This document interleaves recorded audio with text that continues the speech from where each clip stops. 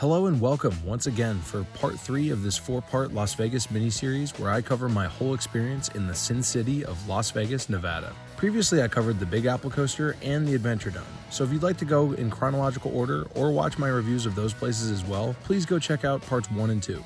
In this video, however, I'll be telling you all about what was likely the scariest place I've ever been to, riding the scariest rides I've ever been on. That place is the STRATOSPHERE Tower, standing 1,000 feet over the Las Vegas Strip. Think the building is scary enough on its own? Just wait till you hear all about the rides they built on top of the tower. Coming up next on Coaster John.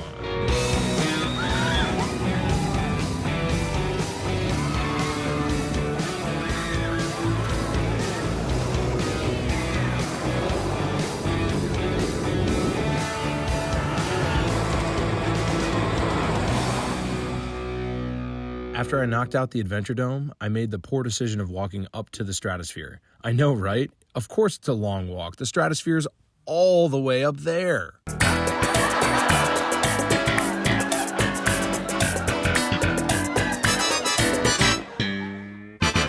No, but seriously, even though it's a totally doable walk, I would definitely not traverse this stretch of the Strip alone or at night, because it was definitely sketchy with some less than friendly folks walking by. Anyway, however you do get to the Stratosphere, I highly suggest hitting up Chickie's and Pete's at the Sahara Casino across the street. Chickie's and Pete's is not only a well-known Philadelphia sports bar and restaurant chain, but it's also become a staple of the theme park industry overall, and can be found at parks across the country. I was shocked to find one in Las Vegas of all places, so you know I had to check it out. So I stopped in there for dinner since it was about that time. I also went and got dinner just so that I could kill some time to let it get dark outside before going to the Stratosphere to get some really crazy nighttime views of Las Vegas. Once dinner was done and night had fallen, it was time to head over to the Stratosphere, or the STRAT for short.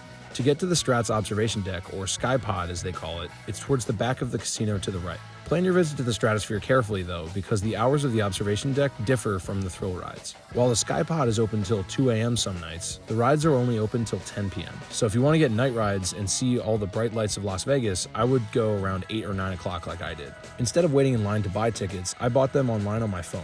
There are a few ticket options, but I chose the $34 one, which allowed me access to the SkyPod observation deck, as well as rides on 2 of the thrill rides. All of the elevators for the Strat rise up 108 stories, or about 829 feet, or 252 meters, likely popping your ears from the elevation change. Once out of the elevator, guests walk out of the corridor to stunning views of the Las Vegas Strip and surrounding areas. I gotta admit, when I first got up here, I definitely felt a little woozy. I have a pretty significant fear of heights, which is what makes riding roller coasters so thrilling to me. But this was one of the tallest observation decks I'd ever been in before, so it was certainly a challenge. To make matters worse for people with a fear of heights, the SkyPod is sort of diamond-shaped, meaning that the windows overlooking the city below look straight down at the ground, which was difficult for me to even stand near.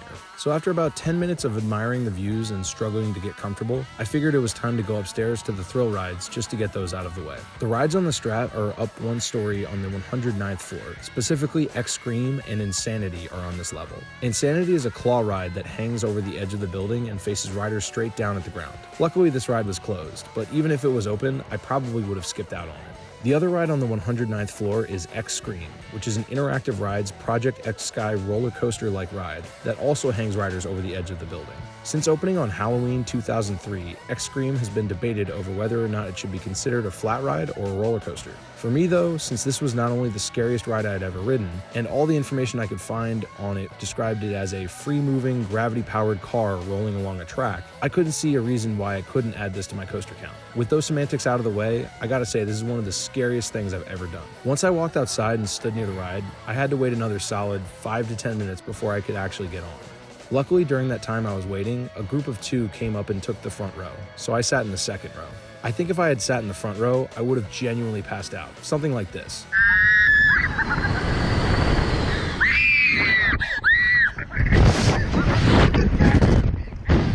So this crazy roller coaster consists of 1 car with a capacity of 8 riders. X-Scream's 78-foot-long, 23-meter track is attached to the building via a mechanism that seesaws the ride back and forth. The seesaw starts in the upright position with the ride vehicle at the back of the track facing upwards. Once riders are locked into their lap bar restraints, the ride's loading platform lowers and the back of the track rises up, facing the vehicle down towards the ground 866 feet below, or 263 meters down.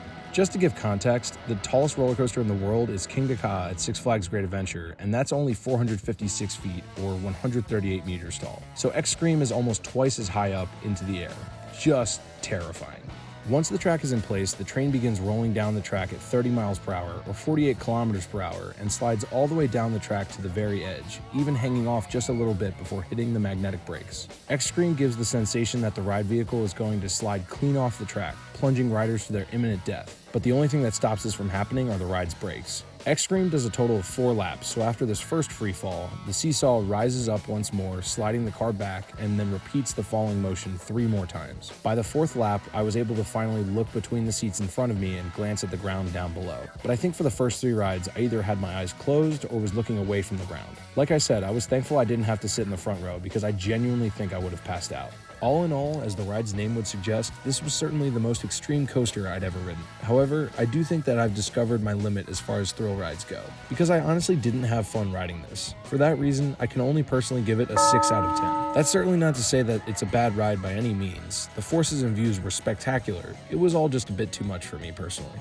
With X-Scream out of the way, it was time to go up even higher somehow to Big Shot, the park's S&S Tower ride. What's cool about Big Shot is that it actually comprises the Strat's spire, so you can see it from very far away. Opening with the park in April 1996, Big Shot is located on the 112th floor, and the base of it is 921 feet or 280 meters above the Las Vegas Strip. So yeah, the Strat really does just keep going up into the stratosphere. Big Shot was another ride where I was genuinely worried about passing out. Though the views were just astonishing from up there, I just really wasn't looking forward to being shot up another 160 feet or 48 meters to the ride's top height of 1,081 feet or 329 meters into the air.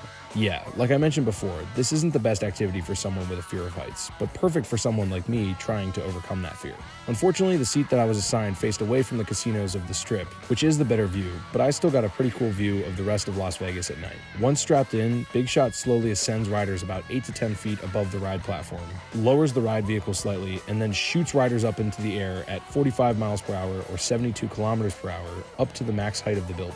The launch up the structure gives powerful positives on the way up and great airtime on the way back down. Big Shot was yet another genuinely terrifying ride, and as I'll explain in my initial thoughts of the Strat thrill rides, I was truly horrified to discover that Big Shot goes higher than the height of helicopters. Alright guys, this is like next level thrill stuff that I've done. I'm terrified of heights, love roller coasters, but most roller coasters are in the 200 to 300 foot range.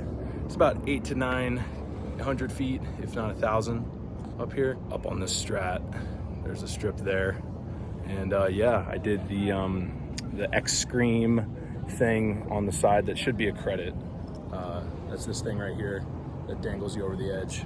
I could only do it second row. I think if I did first row, I would have passed out. And then I did the Big Shot drop tower up here too. That was something. That takes you to helicopter levels. That was scary.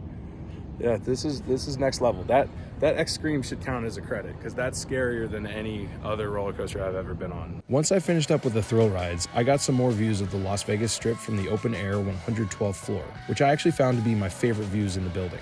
And less scary than the 108th floor SkyPod because when you look around on the thrill ride level, there is structure beneath you on the Strat, which I found to be more reassuring than having a view straight towards the ground. So by the time that I went back down to the 108th floor in the SkyPod observation deck, I was much more comfortable that high up in the Strat after having ridden those insanely scary rides. Another cool thing about the Strat for even more extreme thrill seekers than I is that the SkyPod also features a huge bungee jump off the side of the building, which is basically the equivalent of skydiving. While I may never find myself doing that, the Stratosphere is still such a cool experience. The views of Las Vegas at night were unlike anything I'd ever seen before, and I highly suggest visiting it. What's also cool about the SkyPod is that there's actually a full-service bar up there too, so you can really take your time taking in all the sights. While I may not ride X-Scream or Big Shot again, I would certainly be willing to go back up and take in the views again, maybe next time during the day. And with this visit to the Strat, that concluded my first amazing day in Las Vegas. Like I've mentioned in a previous video, all 3 of these amusement attractions are definitely doable in a day. So if you're pressed for time, I would suggest having a similar schedule to what I did. Go south to north on the Strip. If you'd like to learn more about my experience in Las Vegas, please check out my previous videos from Vegas and look out for the next video visiting the High Roller, Bellagio, and more. Please consider subscribing to Coaster John if you haven't already, and like the video for more like this in the future. Also hit that notification bell so you don't miss out. Until I see you in the finale of this Vegas miniseries, this has been Coaster John. Ride on.